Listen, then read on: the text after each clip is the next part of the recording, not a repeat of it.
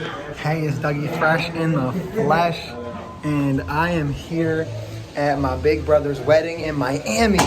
My big brother's wedding in Miami, and man, I'm about to deliver a best man speech, what I believe will be the best man speech, because I practice, I put in the time and the hours to make sure this special moment, I sink it to my heart for him and really show him how much I love him and care for him and how much he means to me, and just walk a fine line with our timeline of our life together.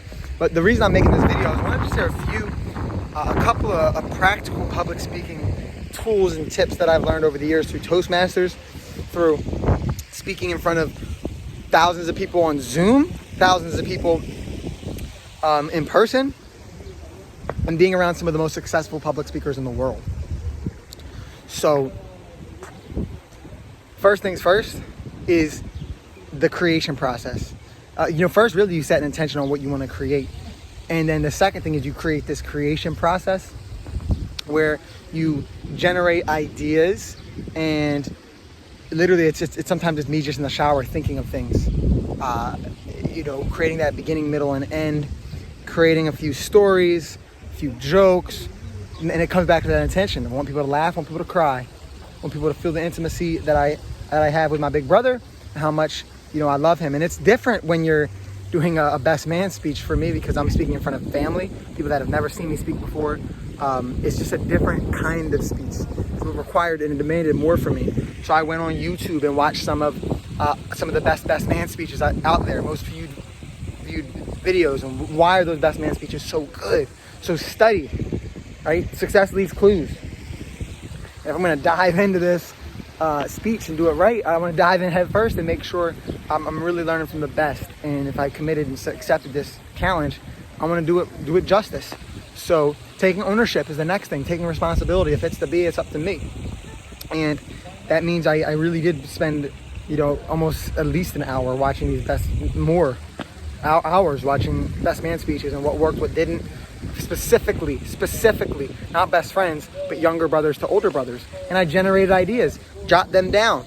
I don't just think it, ink it. So I started to write out what I wanted to say on my phone first. Then I transferred my phone to my notes, my phone and my notes to paper and pen, right? There's a neurological pattern with the blue pen. Blue sticks in the brain better, research shows. So that's what I did. And then I wrote this speech out, crossed it off, and I redid it again. The next thing I did was I audio recorded it a few times, so I heard myself doing it. I audio recorded it, okay? And then I got feedback. I shared that audio recording with others. I shared it in person and speaking it with people close to me and people, trusted mentors and advisors. So now I'm really stacking the odds in my favor. I record myself in a video, watching my speech. Now I'm engaging so many senses. Think about it. I'm writing it out. I'm thinking about it. Not only am I thinking about it, I'm writing out, but I'm also, which are the two most important things, I'm also hearing myself do it.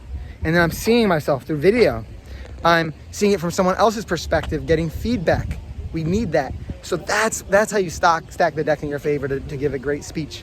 I'm gonna take it another step further, another level deeper of what I did that makes me feel confident and not really nervous, because one, I'm not using notes.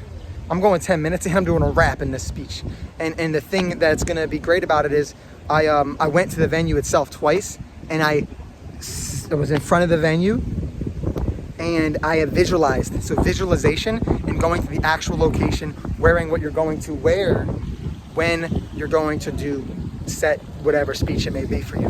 And in this way, there's less shock effect.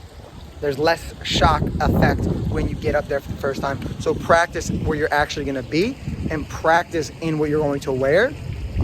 Holding the mic, I even held my hand. And it's just attention to detail, because I care about this and I wanna do a phenomenal job, because he deserves that. So I hope you guys took some nuggets and gems from this, and I'll definitely post the speech. I'll do my best to, if someone can get a recording, but I hope this finds you valuable in whatever speech you do. Okay, so take those tools and apply them. Let me know if it's helpful. Stay fresh, stay blessed, and whatever speech you're doing, you got this.